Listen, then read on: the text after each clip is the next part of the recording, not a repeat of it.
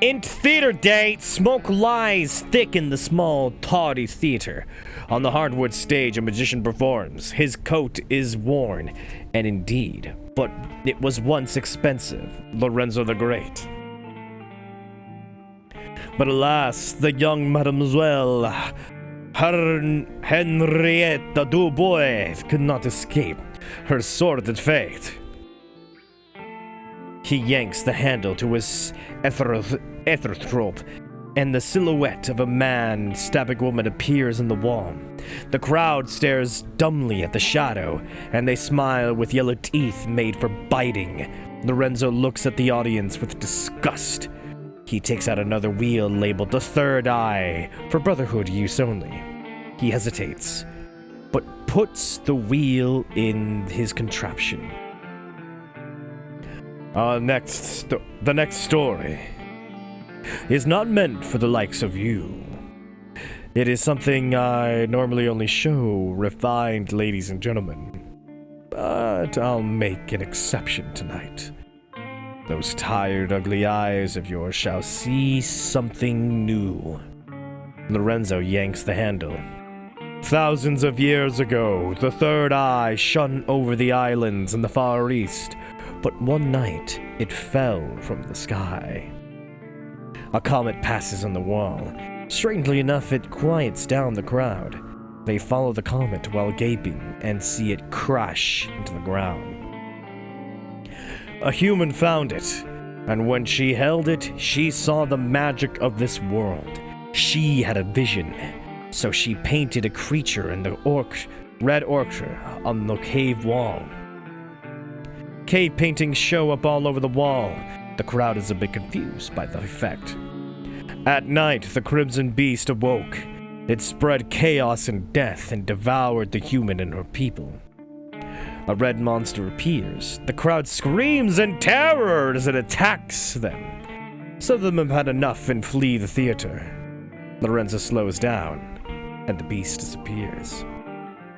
The story of the red creature became a legend, but the Third Eye lived on and appears in the most unlikely of places to this day. That is all for tonight. You have been a wonderful audience. Go away. The crowd mutters and leaves. One man, better dressed and cleaner than the rest, remains at his seat. He studies Lorenzo with cold eyes. Brother Tertius. When Lorenzo discovers his presence, his pupils dilate from fear.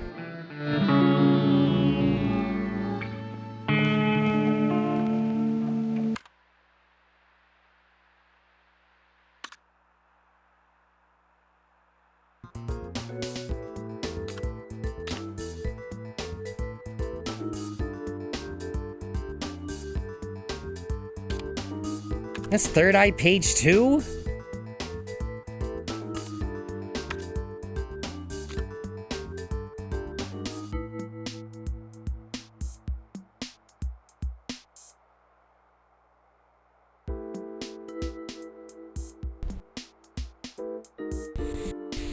Hmm.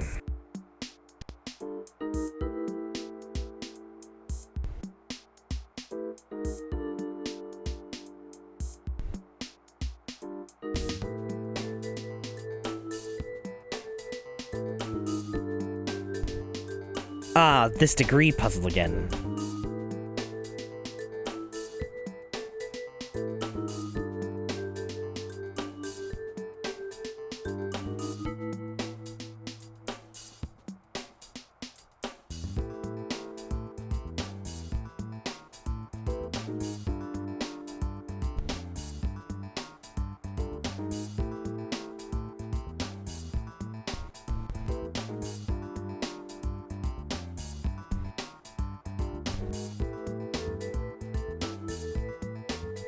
Oh.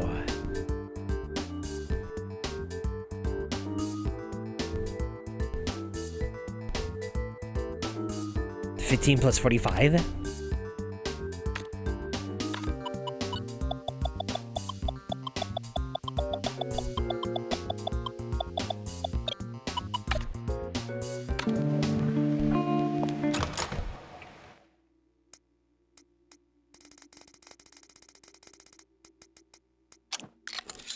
Bingo!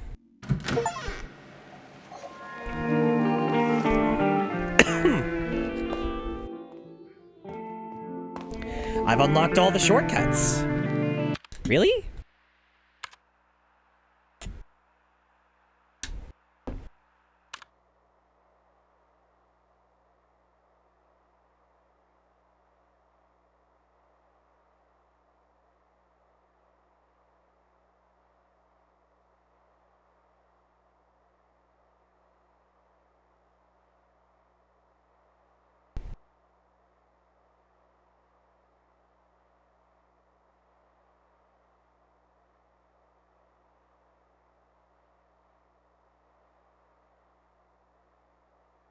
Wow. Wow. We did it. That's all the shortcuts. Nice.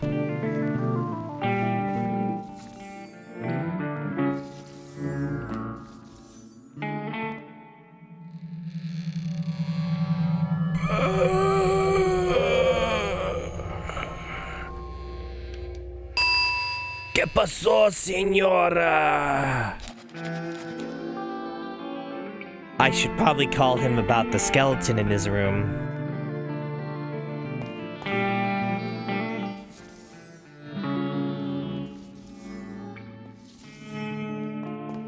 I should rob him of a single American dollar.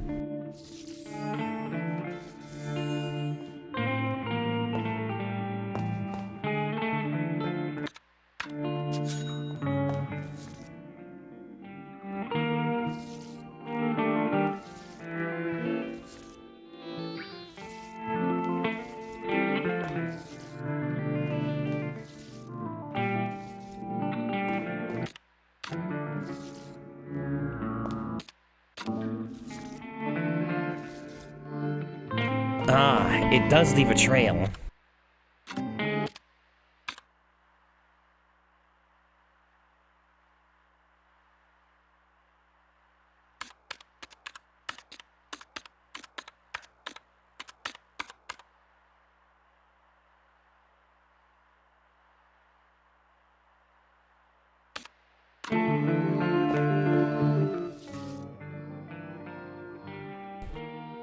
Inhold Brotherhood Lodge Night! The room is dark. Besides the many lit brass candelabras, Lorenzo stands with his hat in hand. 50 men in robes watch him from a long table. At the end of the table, a stern old man ponderously strokes his sideburns. Brother Septimus, a young brother, opens a mahogany case and takes out an ornate revolver and a minotaur mask. He looks over at Brother Septimus, who nods to him. The young brother who puts on the mask and aims a gun at Lorenzo's head. Play safe and never pass. Gamble to pass or perish. Truth above all. Risk my life, brother. How many were our first ancient sisters? 7. Correct. The seated brothers raise their goblets and drink. What is the punishment for sharing our secrets with outsiders? Lorenzo grabs a hold of the table and is about to faint. Death. Correct. Lorenzo closes his eyes, but death does not come.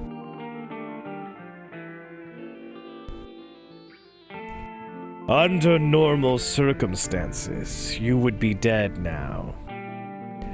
I am sorry, elder brother. I was not thinking. We're in this, perhaps, a crisis of faith. Forgive me, brothers. Thankfully for you, these are not normal circumstances. The time is nigh, little brother. And like in the old, we shall send 7 brothers in search of that which was lost. All brothers hold up 7 fingers. 6 have already gone searching for omens. You will be the 7th, the disgraced one. Where will you send me, elder brother? Algen Waldberg. There lives an artist in an old manor. The prophecy mentions her. Go and see, brother, if that which was lost is there. Lorenzo nods.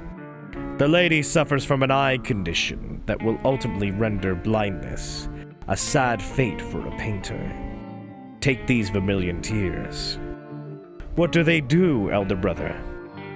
Nothing at all. But you will use them, pretending to cure the lady.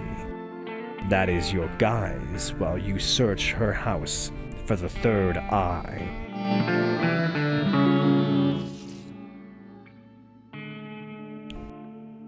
The old Waldberg Manor dusk.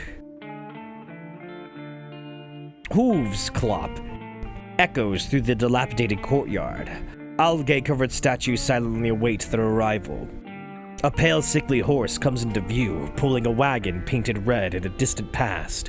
Lorenzo walks beside the horse and leads it by the reins. Lorenzo ties the horse to an old oak. Be brave, Morris. You have nothing to fear.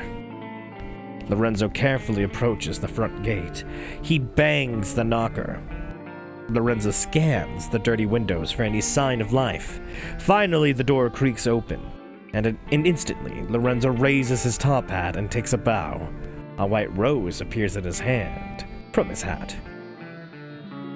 A miracle has arrived. An Ashen woman is in an expensive dress, stares through him with milky eyes. Renate Schwarzwald. I do not believe in miracles. That is why you need one, Baronin. Lorenzo hands the white rose to Renate. It changes color to red. You might as well perform for the shadows. My sight is fading away. Your eyes are fading because there has been nothing to see. Weary eyes need entertainment, and tired souls need miracles. Who are you? Lorenzo the Great, at your service, Baronin. A magus, whose name is whispered from the shores of Zanzibar to the frosty peaks of Helsinki, known to beggars and kings alike. Well, you are not known to me. Good evening. Renate is about to shut the gate. Wait! Renate waits. My journey has been a long one. My horse is tired, and to be honest, so am I. Renate looks at the very sickly-looking horse. I had 4 once, during better times, but ironically Morris is the only one who lives. Very well. Dining room day. An oversized dead goose lies on the oaken dining table. Lorenzo devours his portion in a loud manner. Renate tries to hide her disgust. Brother, ugh. She's really trying to hide her disgust. Brother, ooh, you eat like that? Is it as good as it sounds? You're choking. I know, thank you.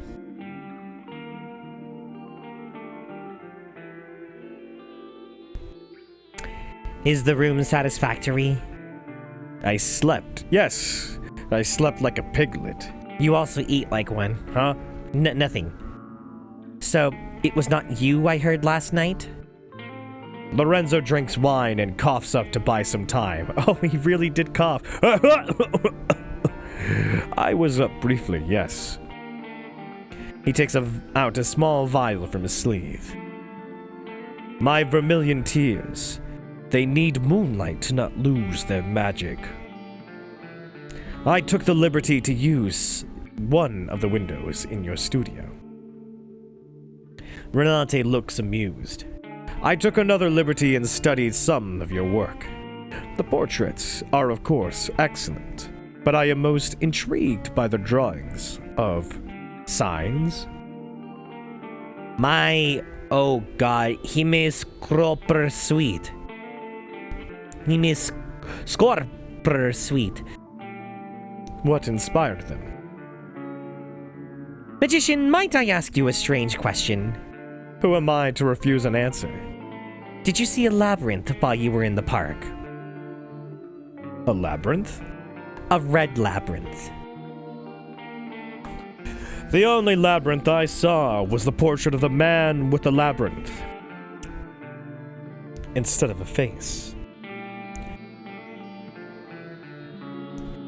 Renate stands up angrily. I've made no such portrait. Your lies have ceased to amuse me. I know why you are here, and I know where to look for it, but I will hold you to your word. Lorenzo looks like he is about to assure Renate of his pure intentions. Cure my eyes.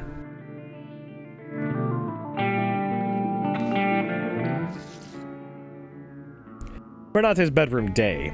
The curtains have drawn. Renate lies on the top of the bed, a trace of a smirk on her lips. Lorenzo looks gravely serious on the side of the bed. Are you ready for your miracle, Baroni? Yes. Lorenzo spills a single drop of vermilion tears into Renate's left eye. She blinks, and Lorenzo drops another tear into her right eye. It may be a few days before it takes effect. Renate's eyes start to boil, and she screams in unfiltered agony. Lorenzo backs away in horror. Lorenzo holds his hand over his ears to protect himself against her looping, deafening screams. Everything turns black. It's just eye drops. It's just eye drops. It's just eye drops. It's just eye drops. Then, quiet! Lorenzo stirs to life on the floor. He sees Renate lying lifeless on the bed. Lorenzo checks her pulse in a hurry. She is still alive. Apparently he has, at some point, put a bandage around her head. 2 red dots mark the eyes, giving Renate a disturbing appearance. Baroni, can you hear me? I can hear you, magician. They tell me you are not invited. Invited where? To the cavern. I followed the echoes of my screams. They were waiting for me. Who was waiting for you? Our ancient sisters and brothers in the Far East. They're sharing the secret with me, but they won't share it with you. The cavemen think you're obsequious ignoramus, who balters through existence. Baroni, you must rest now. The labyrinth. They drew it on the wall. Go and see by the window. They say I should defenestrate you, but we have an agreement. Lorenzo slowly trudges against the window. Moonlight shines on his weather-bitten face. He looks out the window. A giant garden labyrinth has appeared in the park. Do you see it, magician? Yes. Do you see me in the labyrinth? Lorenzo squints. It's very dark. Yes, I see you. Do I see you? What do you mean? Can you see yourself in the labyrinth? Of course not. I'm not there. Neither am I. Lorenzo turns around and bumps into Renate. The red dots on the bandage have grown substantially. Looking like the giant red bug eyes, she puts her hand on Lorenzo's face. The room turns red. guarded labyrinth at night. Lorenzo gasps in disorientation. He is now somewhere in the labyrinth. Lorenzo quivers from fear. Renate smiles at him. Her bandage is gone, and a pair of lovely hazel eyes look at Lorenzo with affection. This is the place from my childhood. I am over there. Renate points behind Lorenzo. He turns his head to look. A girl wearing an owl mask watches him from behind. Owl girl runs and disappears behind a corner. Renate takes Lorenzo's hand. Come! Together they run in the labyrinth. Renate seems to know her way, while Lorenzo was trying to make sense of the strange space. A red hue suddenly appears on their faces.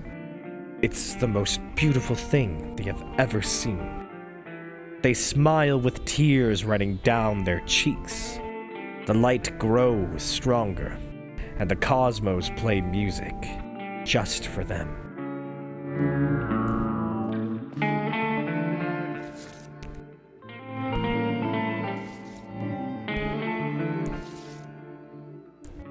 In the Augen Waldberg Manor Library Day, Renate's hand moves frantically across a canvas. Lorenzo sits in an armchair by the window, with his top hat on his knee, posing for a portrait. There is movement inside his top hat. I think it might have been a maze, not a labyrinth. Aren't they interchangeable? A labyrinth prolongs the path, while a maze is for getting lost. And we are lost. It's a big house. It could sometimes be disorienting. We have seen it. I think the price of admission might be an eye and a leg. Lorenzo leans forward, and his hat falls on the floor. A red owl flutters out of the hat in front of Lorenzo. He stares at it in surprise. That was a very clever trick. The owl perches on the top of the bookshelf. And when the third eye blinked, the red beast laid an egg within. The third eye closed, and their bastard offspring was born thousands of years later. Renate studies her canvas and is a bit confused. A realistic portrait of a man in a dark suit, but where his head is supposed to be, there is a red glowing maze.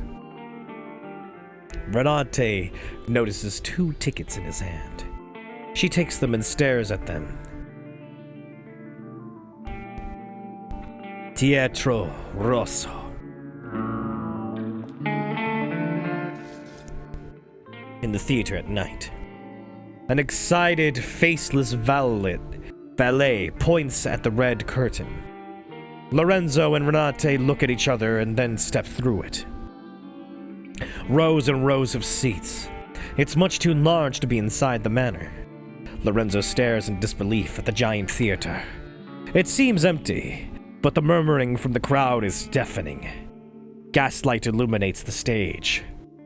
Someone clears his throat behind them, and a featureless usher points towards the first rows.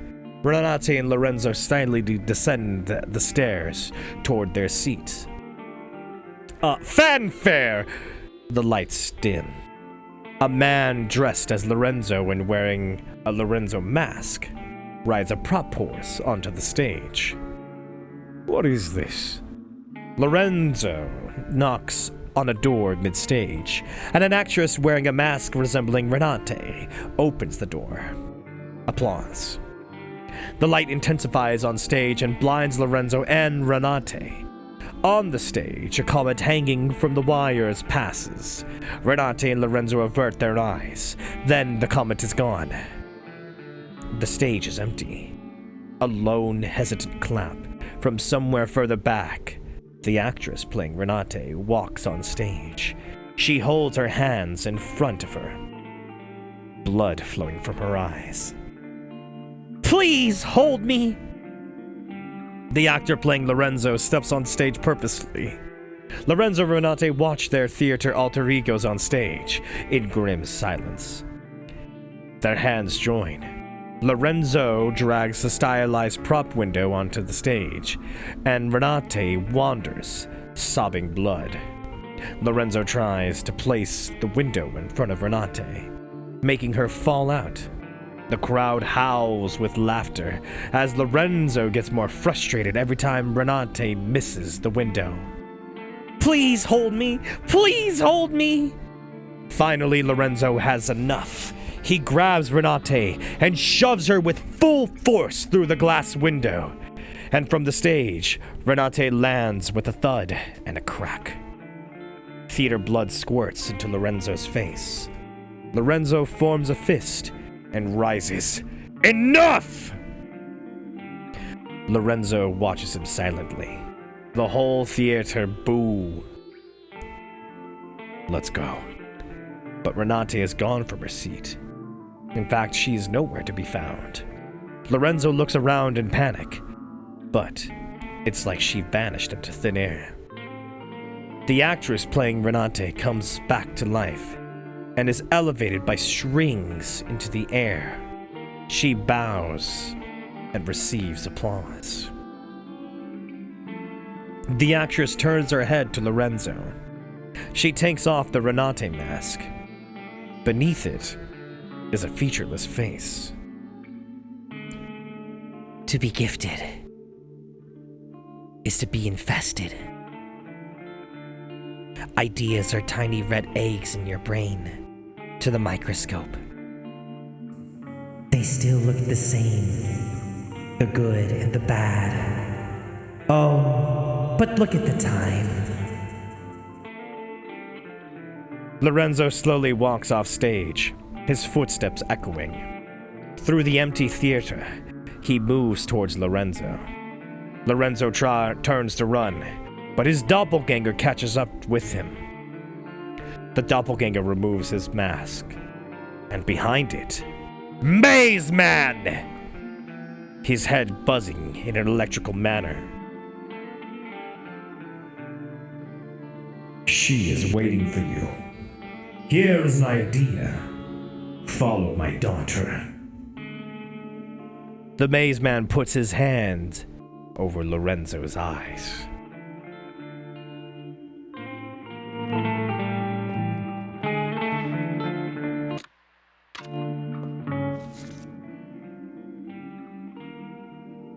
Corridor day. A disoriented Lorenzo finds himself in the hotel corridor.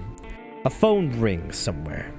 Further down the hall, he sees the owl girl. Where is she? The girl flaps her arms and hoots. Enough games. The owl girl disappears down a corner.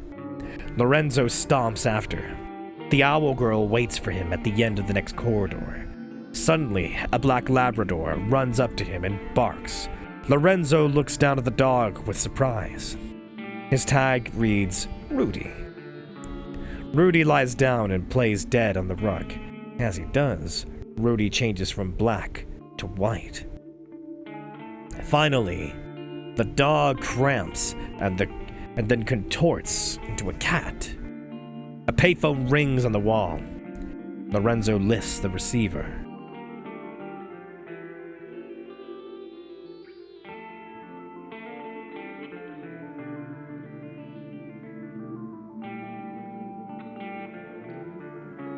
Why are you answering the phone? Lorenzo remains silent. There are no phones in 1847s, you cretino! Lorenzo grunts. Hang up the phone and go chase the owl girl, just like the script says. Lorenzo hangs up. He sees the owl girl with the limp cat in her hand. Lorenzo runs after her. The corridor after corridor, Lorenzo runs fast, with determination. But the owl girl is always around yet another corner. He never catches up with her. Lorenzo turns a corner. There is no owl girl, but a mirror.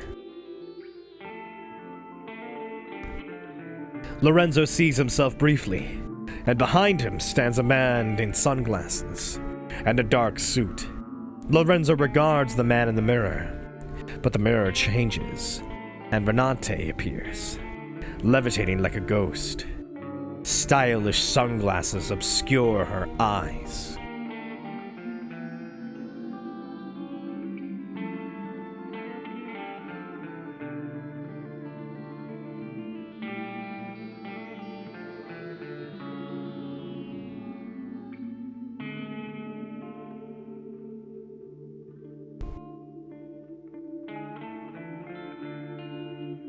Renate with the man's voice.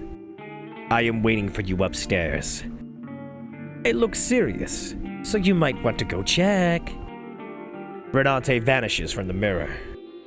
Lorenzo is left with the image of himself. He looks weary. He turns and goes. His footsteps echo through the empty hotel manor.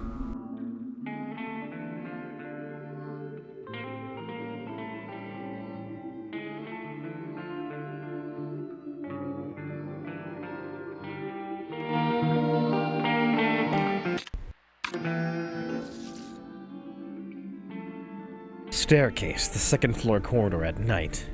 At the end of the dark hallway, Lorenzo sees a dark shape. Lorenzo very slowly approaches it. It's Renate, with her back turned against him. Lorenzo stops.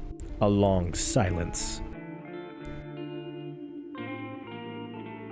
You keep sending the wrong goose to the butcher.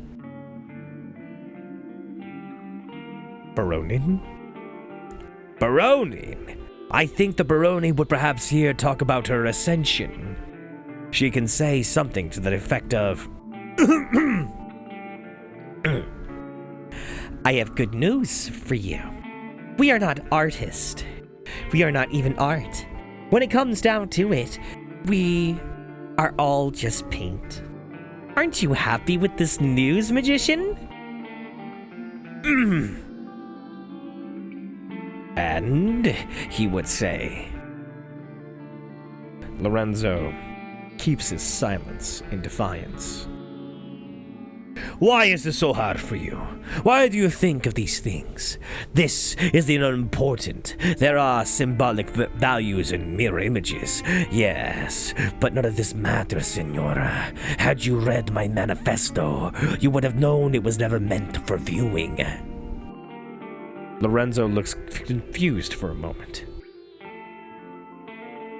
Please, Baronin, let's leave this place. Every maze has a solution.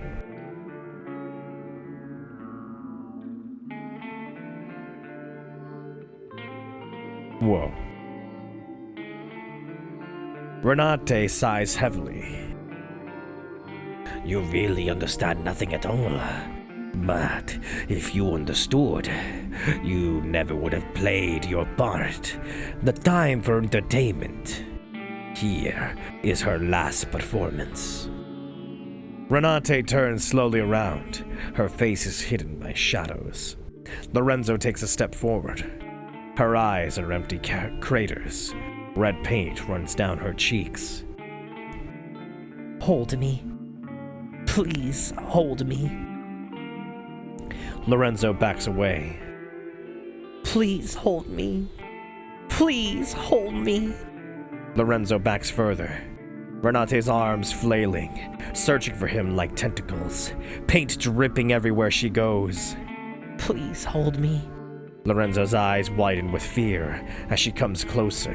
Her touch disgusts him. Suddenly, Renate increases her pace, and she touches his face. Please hold me.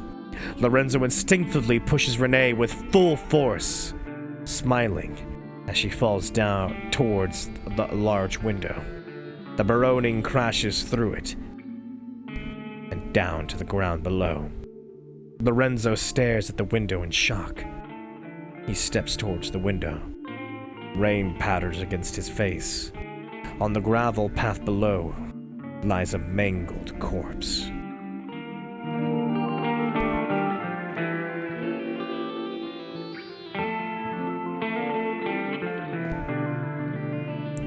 Holy crap!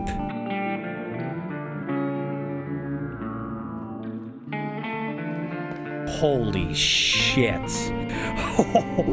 Holy shit. Oh my god.